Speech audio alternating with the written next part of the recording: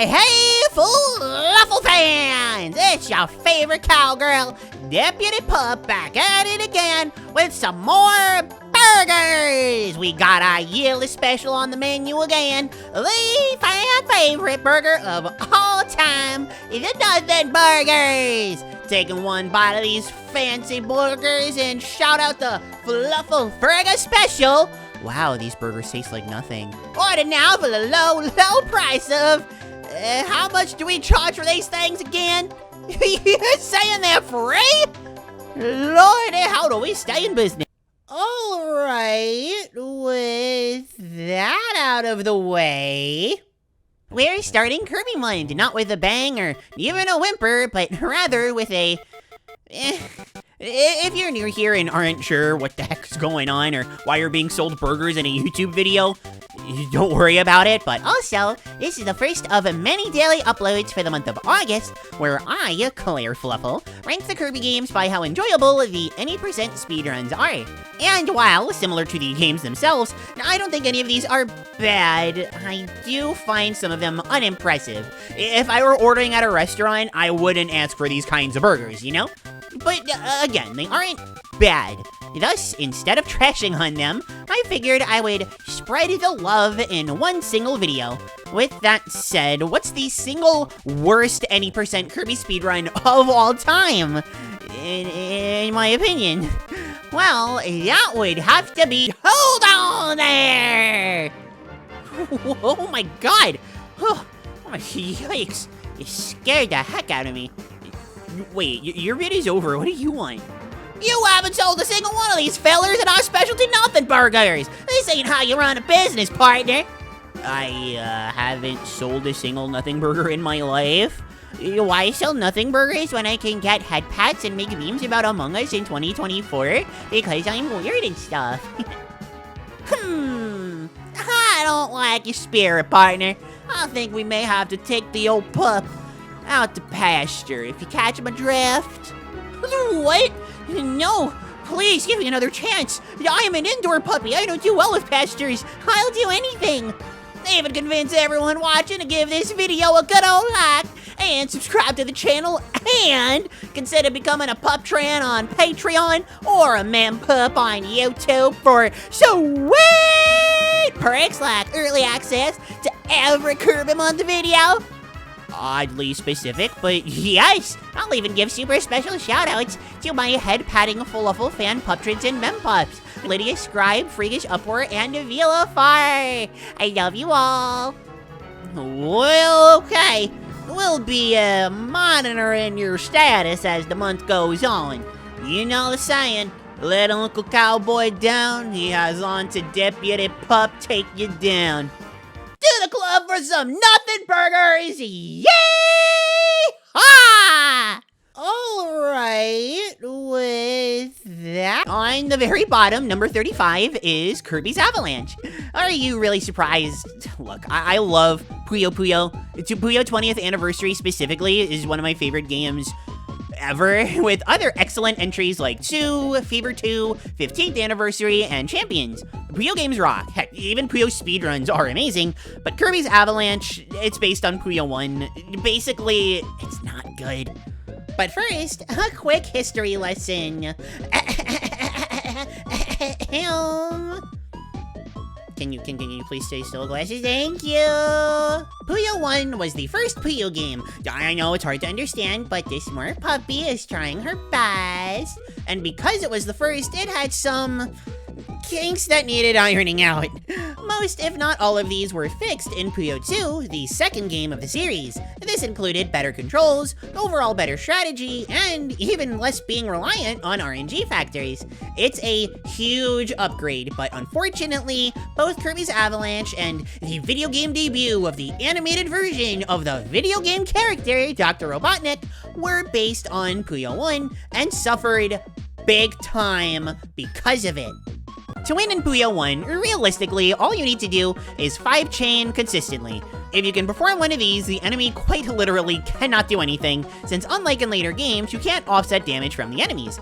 It basically just means you need to get a simple 5-chain in a franchise where the key foundation of chains comes from a 3-chain setup, even though I'll never fully understand what GTR means, and you win.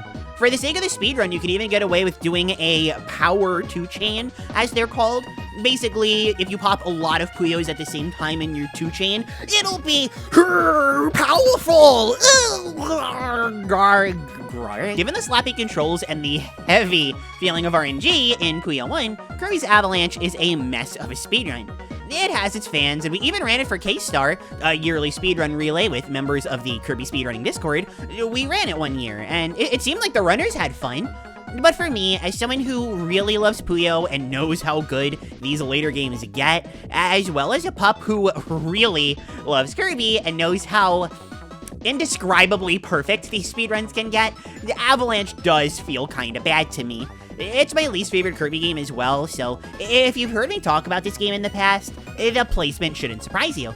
Number 34, however, may surprise you, and how not surprising it is. Look, I may stand Super Kirby Clash, kinda sorta not really, especially the speedrun, but Team Kirby Clash Deluxe, nah, this run is way worse. And it's a crying shame, because the main strat is actually very different from Super's. Whereas that game goes ham with the Hammer Lord, the lower level and stats of Clash Deluxe mandate a colder approach. One that you could say freezes. That was actually very sloppy, but basically, you use Beam Mage's Time Freeze ability to secure the fastest, most reliable kills for Clash Deluxe. Inherently, I do find this really cool, especially since Beam Mage is my second favorite class in these games, only beaten by Hammer Lord. Clash Deluxe's boss fights, while less impressive and fun for me compared to Super's, are still fun in their own right too. In a vacuum, I can certainly find fun with this one, and for that, I give it the benefit over Avalanche. Unfortunately, unlike Super Kirby Clash, Team Kirby Clash Deluxe takes way too long. Super taking just under 90 minutes for a world record pace is definitely nice, and as someone who's done casual runs, feasibly I could see it being cleared in under 2 hours. Deluxe goes on way too long. Progress feels very static in comparison, and while the world record is just over 2.5 hours, there you go, the world record is over 2.5 hours. I don't mind long speedruns if they're interesting, but all this game offers is Beam Mage, more Beam Mage, and hey, have you heard of Beam Mage? Which, yeah, it's fun for a while, but it can't carry a run this long for long. On top of that, and while this may just be a me thing, but speedrunning Super Kirby Clash, or SKC, feels inherently satisfying because I feel like I'm cheating the game at its own game. It's a free-to-play that encourages you to spend real-life money, but with intelligent Hammer Lord play and full knowledge of efficient strats, usage of stat and EXP buffs given to you for free, and the 2 stamina bars allowing you to make more mistakes, I really feel proud of being able to finish that game without spending a dime. It makes me want to go back and play it more in that desperate attempt to get to Hundo, again without spending a dime. Clash Deluxe, on the other hand, even though it's possible to do everything without money, it doesn't make me feel. If anything, I just want to spend money so that I can get it out of the way, you know? Don't worry, I only spent money on my casual playthrough. This puppy can't afford to give Magalore any more of her money, okay? But overall, this one doesn't impress. But now you see, we move on to number 33. What could it be? Why, it's Kirby Star Stacker. You know, I've done 3 ranking series for Kirby Month now, ranking the games, ranking the soundtracks, and now ranking the any percents. But do you think I found anything new to say about the Game Boy Star Stacker? It's always a fun game, but Super Star Stacker is much better. I don't know, the smaller board and stiffer controls just make this one not nearly as fun, for me. Of course, it isn't bad, and specifically, the stage clear runs are a total blast in the Super Nintendo version, and they're still enjoyable here. I just rarely ever want to play this version, you know? A fully improved run is right there. I don't really have much to add here. I'd like to say more, but since I haven't gushed over Superstar Stacker yet, I don't want to say too much. What can I even say? I guess, if anything, this version had a value over the original outside of Japan due to that one's status of being region locked, like, forever. The excellent translation patch is always available, but good luck finding an emulator that's actually good for speedruns. But now that the Switch has Superstar Stacker readily available, even on the US version of SNES Online, there's just no hope for the original game. Well, I guess SNES Online calls it Star Stacker, so by power of association, I guess it counts as a win. Ah, technicology, my favorite way to win! Or whatever that quote is. I actually didn't really watch Phineas and Ferb very much. Is Phineas and Ferb actually good? I hear a lot of good things about it. I mean, it makes me laugh, but I've never watched it. Let me know in the comments below. We're talking about Kirby. But will number 32 impress? No, because honestly, I've also got nothing on Kirby's Pinball Land. I guess I will admit that seeing someone who really knows what they're doing just breeze through this game, not me, is really fun to watch. That's the kind of pinball fan who's horrendous as these kind of games. I'm in awe when I see how quickly and effortlessly they can breeze through these levels. This is certainly a game where all of its good traits, for me, come from being a spectator. When recording for footage, I really just wanted to turn the game off and steal from the world record or something. I'm really not that big of a fan of this game, so the placement here shouldn't be much of a surprise. I just don't have a lot to say. Pinball Land is a really short game if you know what you're doing. But it can take several days to finish if you don't. It's funny how little of this game you need to play in order to be quick, I guess. But the screen shaking, which I didn't do very much of for the footage, but if you're being optimal, kinda gets rid of the fun. Kinda prefer not having headaches when I'm playing a game. Catch my drift? With that said though, do we have a surprise hit for number 31? Obviously not, unless you find one of the 5 people who can't stand Kirby Fighters 2 and want to champion Kirby Fighters Deluxe instead.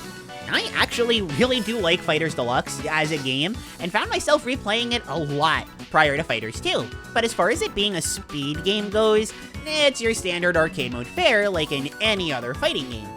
But hey, if you don't know fighting games and you don't know what that's are, it's just like classic mode in Smash. Which, I mean, I guess Smash is also a fighting game. Oops, whatever. For the sake of this ranking series, I wasn't particular on which ability to include for the rankings. I guess Hammer is the most optimal, so we can go with that, but most of the abilities place in a similar spot. The larger roster and increased challenge of Fighters 2's single-handed mode definitely fixes the kind of bland feeling of this game's speedrun, but since this is Fighters Deluxe and that's Fighters 2, here we are.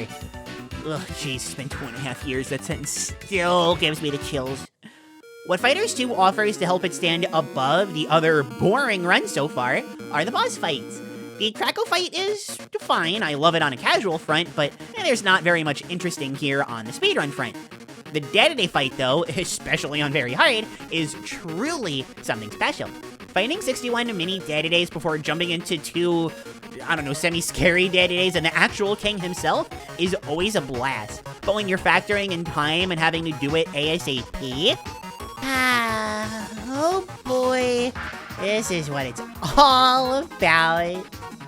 Against the horde of baby days, you need to ensure you're taking as little damage as possible so you have the health to brute force the actually threatening enemies. Still, if taking a hit can speed things up, you kinda wanna go for it, you know? Thankfully, these all go down in one hit, but depending on your ability, that may be hard to find, or you may find yourself getting overwhelmed or something very quickly. Then you get to the final 3, and while wailing on them certainly works, you don't want to kill the 2 kind of baby days who aren't really baby days. If you do, actual day-to-day will go in Angie mode, grrr, and grow large, jump around the screen, have scarier attacks in general, stuff like that. It's all about the strategy, you know? Except you know that clock is ticking. Hurry up! If you could get to this fight quicker, I wouldn't actually place it much higher since we're ranking Danny percents, I guess, but boy howdy would I play Fighters Deluxe more. This is a wonderful fight to clear quickly, and is not only the best thing about Fighters Deluxe as a more casual game, but the best part of the run, full stop. Certainly the only thing we've gone over that doesn't fall under the Nothing Burger umbrella, even if the game itself kinda does. But thankfully, that will do it for the Nothing Burgers. not as many as last year, thankfully. Speedrunning is just so interesting that coming across less exciting ones is tough. And even when you do, you'll come across things like the Team Day-to-Day 64 fight from Fighters Deluxe that just fill you with joy. Hope those nothing burgers filled you up, because we've got nothing but running going forward. I hope you've enjoyed this video and the very, very many to come in the future. Until I see you again, I have been Klaire. Thank you so much for watching, and I will see you around.